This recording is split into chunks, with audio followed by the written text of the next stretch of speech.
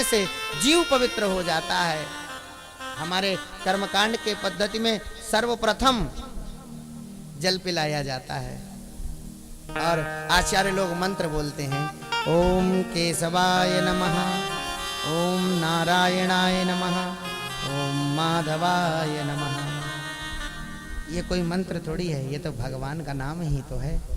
और उसके बाद जल के छींटे देते हैं और कहते हैं, अपवित्रः पवित्रो वा सर्वावस्थांगतोऽपि वा यः स्मरेत् पुंडरीकाक्षं स बाह्यभ्यन्तरः शुचिः। ये तात्पर्य अर्थ क्या है? बोले जो अपवित्र है वो पवित्र हो जाए। बाहर भीतर सब पवित्र है, सब बाह्यभ्यन्तरः, बाहर और भीतर सब पवित्र हो जाए। किससे? बोले यह स्मरेत पुंडरीकाक्षम, उन पुंडरीकाक्ष का, भगवान का स्मरण करने से पवित्र हो जाए। भगवान का नाम लेने से व्यक्ति पवित्र हो जाता है। और वही भगवान को आज गोपियां कह रही हैं कि कन्हैया अशुद्ध हो गया है, इसको पवित्र किया जाए। किससे पवित्र किया जाए? तो गोपियां लेकर के गई हैं भगवान को पवित्र करने के लिए। कहाँ ले गई? बोले भगवान को पवित्र करने के लिए सर्वप्रथम गौशाला में ले गई हैं। गौशाला में ले जा करके सर्वप्रथम भगवान को स्नान कराया गया। किससे स्नान कराया गया? गोमूत्रेण स्नापयित्वा पुनर्गोरज सार्भकम् रक्षां चक्रुश्च निधनं द्वादशांगे सुनामभिः।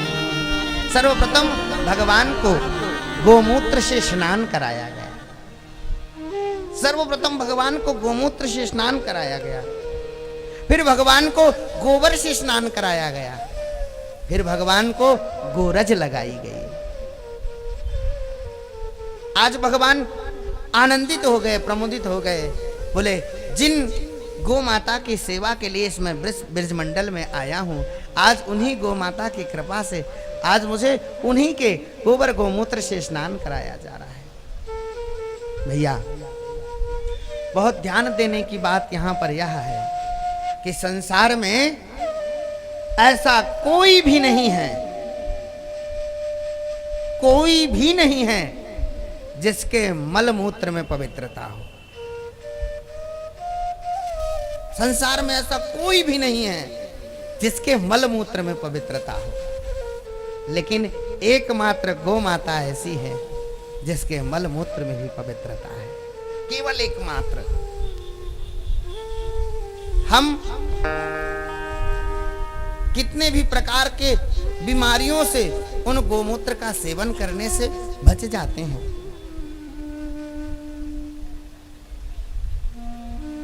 अनेक प्रकार की बीमारियों से बचाने वाली गौ माता है। हमारे जीवन में अगर गाय है,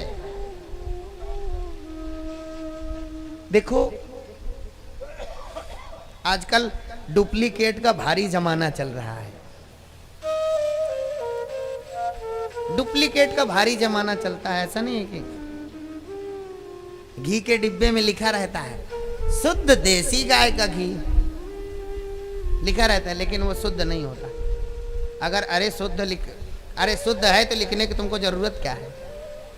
हमारे यहाँ पहले घी मिलता था तो उसमें लिखा रहता था क्या?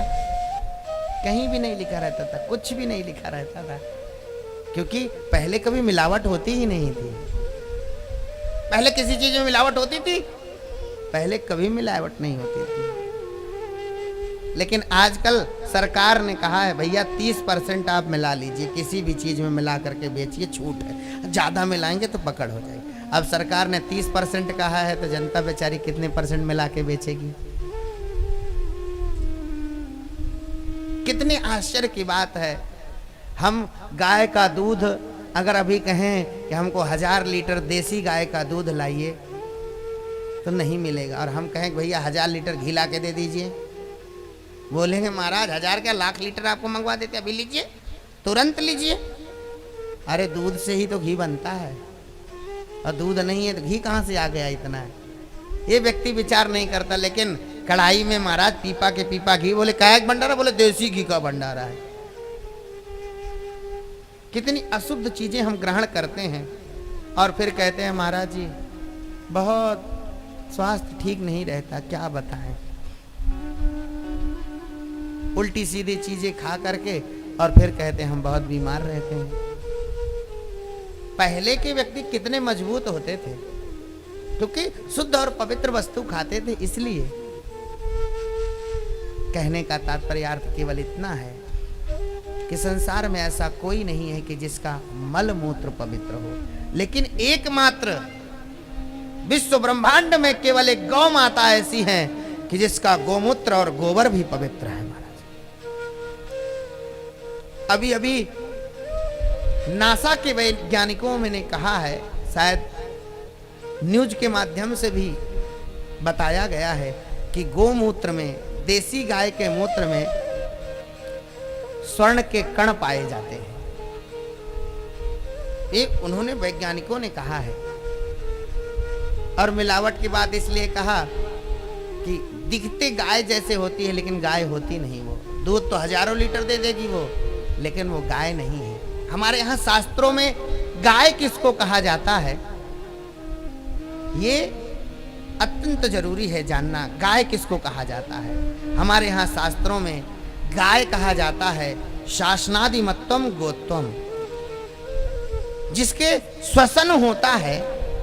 श्वसन समझ गए ना, जिसके गल कम्मल होता है, गर्दन के पास ज्यादा मांस लटकता है ना, उसी को गाय कहा जाता है। उसी में गोत्र घटित होता है, वही गाय के लक्षण है। और ये जो पीछे का भाग, पृष्ठ भाग होता है ना, जिसको हम सब दिल कहते हैं, तो वो उठा होता है। कभी जर्सी का कभी नहीं होता है। जर्सी गाय के कभी डील नहीं होती है, वो सपाट होती है, कभी नहीं होती उसकी। तो जो जिसके भाग, पृष्ठ भाग उठा होता है और जिसके गलकम्मल, गले के पास मांस जितना ज्यादा लटकता है, वो उतनी पवित्र गाय मानी जाती है। वही देसी गाय के लक्षण है। और गाय के पृष्ठ भाग में एक नाड़ी होती है।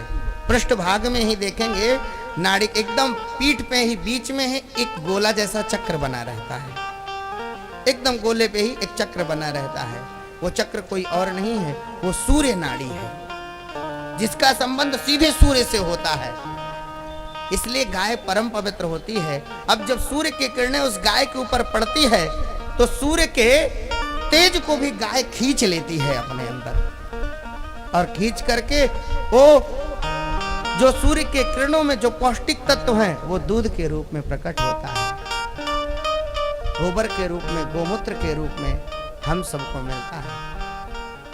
ये सब जर्सी में लक्षण नहीं होते हैं, या देश विदेश की गायों में नहीं होते हैं। केवल एकमात्र ये देसी भारतीय नस्ल की देसी गाय में ये लक्षण होते हैं।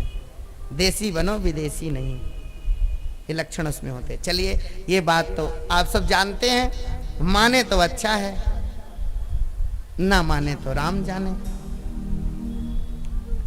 एक और बात, शास्त्र में हमारे यहाँ जहां कहीं भी लिखा हुआ है वहां भैंस दान को नहीं लिखा है। भैंस दान के बारे में कहीं लिखा है? कहीं भी भैंस दान के बारे में नहीं लिखा है। जहां भी लिखा है गोदान लिखा है। भैंस दान कहीं लिखा? भैया महिषी का दान करो, महिषासुर को, ऐसा कहीं नहीं लिखा है। हमारे यहाँ शास्त्रों में गोदान लिखा गया। गाय दान की अद्भुत महिमा है, अद्भुत महिमा है गोदान की। देखो, हमारे यहाँ बिना गाय के कोई भी संस्कार नहीं होता है। कोई भी संस्कार बिना गाय के नहीं होता है। आप कहेंगे कैसे कह रहे हैं आप, बिना गाय के कोई संस्कार नहीं होता है? चलिए, आप सत्यनारायण में सत्यनारायण की कथा भी बिना गाय के नहीं कर सकते हैं।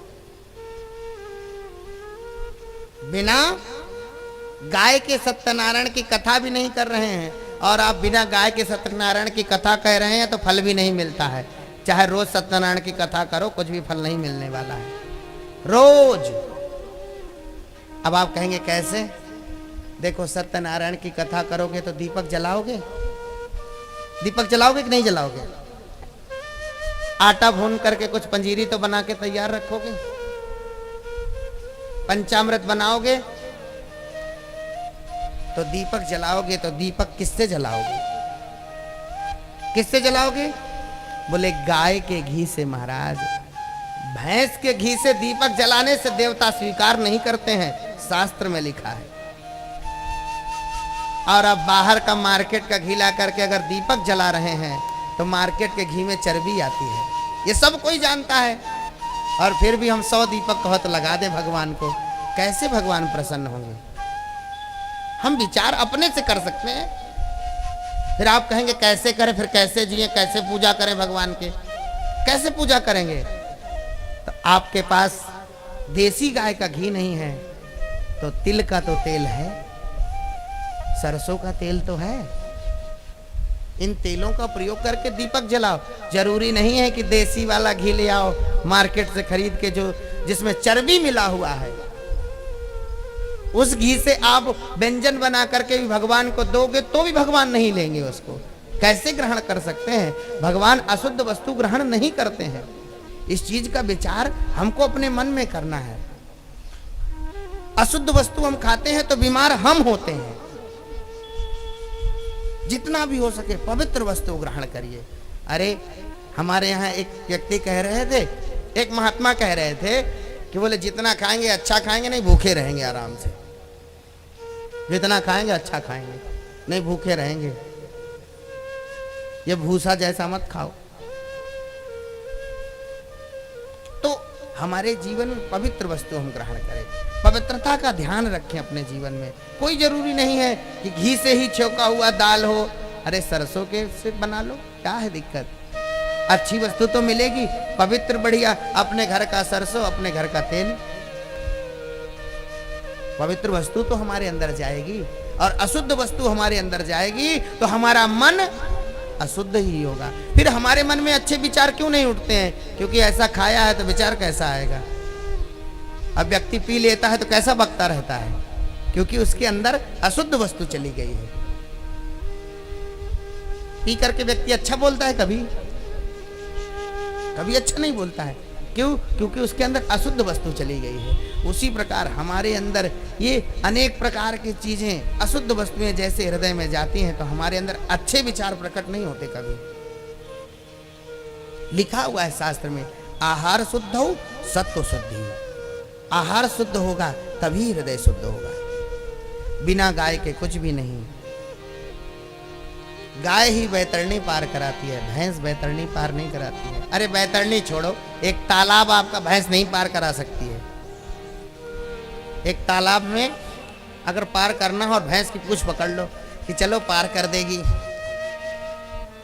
तो कुछ दूर तक तो ले जाती है वो, लेकिन जैसे ही देख लेती है अब बीच में बढ़िया उसको आनंद आता, तुरंत ही पलटा मार जाती बीच में। लेकिन गाय की पूंछ पकड़ोगे तो पार हो जाओगे। इसलिए हमारे यहाँ बैतरणी को पार कराने वाली गैया मैया है। इसलिए हमारे यहाँ प्रत्येक कार्य में गोदान है। एक एक संस्कार को देख लीजिए, प्रत्येक संस्कार में गोदान लिखा हुआ है। सर्वप्रथम गर्भाधान संस्कार होता है, उस संस्कार में लिखा हुआ है कि उसके बाद वह गोदान करे। अन्नप्राशन संस्कार होता है, प्राशन संस्कार होता है तो गोदान लिखा हुआ है। नालच्छेदन संस्कार के पहले गोदान लिखा हुआ है। नामकरण संस्कार के पहले गोदान लिखा है। कर्णभेद संस्कार के पहले गोदान लिखा है। मुंडन संस्कार के पहले गोदान लिखा है। यज्ञोपवीत संस्कार के पहले गोदान लिखा हुआ है। समावर्तन संस्कार के पहले गोदान लिखा हुआ है। विवाह में तो लिखा ही है गोदान। विवाह संस्कार में दोनों को गोदान करना चाहिए, कन्या पक्ष और वर पक्ष दोनों को। कन्या पक्ष को इसलिए करना चाहिए कि हम अपनी कन्या दे रहे हैं, इसलिए गोदान। वर पक्ष को इसलिए करना चाहिए कि हम कन्या ले रहे हैं, इसलिए गोदान करना चाहिए। और इसके बाद मरने के पहले गोदान है। मरने के बाद दशगात्र में, एकादशाह में गोदान है। वार्षिकी में गोदान है। सविंडन में गोदान है। सब जगह गोदान ही तो लिखा हुआ है। कहीं भैंस दान नहीं लिखा, बकरी दान नहीं लिखा है, सब जगह केवल गोदान लिखा है। इसलिए हमारा कर्तव्य है कि हम गौ माता की सेवा करें। जिसने जीवन में गौ माता की सेवा किया है उसको सब कुछ प्राप्त हुआ है। हमारे यहाँ शास्त्रों में गाय की इतनी महिमा गाई गई है, इतनी महिमा गाई गई है महाराज, हजारों लाखों ग्रंथों में केवल गौ महिमा ही लिखा हुआ है। ऐसा कौन सा ग्रंथ है जहां गाय की महिमा नहीं लिखी है, जहां गाय के बारे में कुछ कहा नहीं गया है? चाहे वेद हो, पुराण हो, उपनिषद हो, इतिहास हो, सब जगह केवल गौ महिमा लिखी। कोई भी कर्मकांड की एक भी पद्धति ऐसी नहीं है जो बिना गाय के संपन्न हो जाए। कोई गृहारंभ करे, चाहे कोई गृह प्रवेश करे, घर में प्रवेश करता है तो शास्त्र में लिखा हुआ है जिस समय जातक अपने नए घर में प्रवेश करता है, गृह प्रवेश करता है, तो उसके साथ सवत्सा गाय होनी चाहिए, उसके साथ अग्नि होनी चाहिए, उसके साथ एक कन्या होनी चाहिए, उसके साथ सौभाग्यवती स्त्री होनी चाहिए। अब गाय नहीं होगी सवत्सा तो कैसे गृह प्रवेश कर लोगे? और सवत्सा गाय गृह प्रवेश नहीं करा रहे हो तो घर में क्लेश होते तो बोले महाराज घर फल नहीं रहा है, क्या करें? हमारे यहाँ शास्त्रों की ये परंपरा है। इसलिए बिना गाय के कुछ भी नहीं, गाय बिना गति नहीं, गाय बिना मति भी नहीं, गाय बिना मति भी नहीं है। अगर बुद्धि जो कुछ भी अच्छी है ये गाय के दूध दही घी के खाने से ही अच्छी है।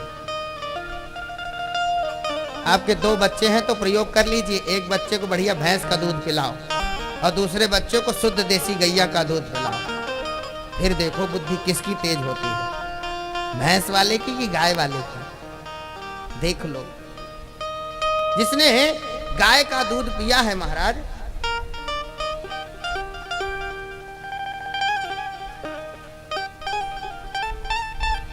गौ माता का जिसने दूध पिया है वो कोई सामान्य नहीं होता है। अद्भुत है गाय की महिमा,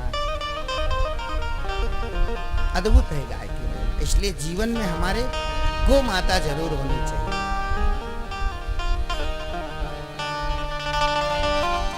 नंद बाबा ने, गोपियों ने मिल करके बाल कृष्ण लाल को स्नान कराया है गोमूत्र से।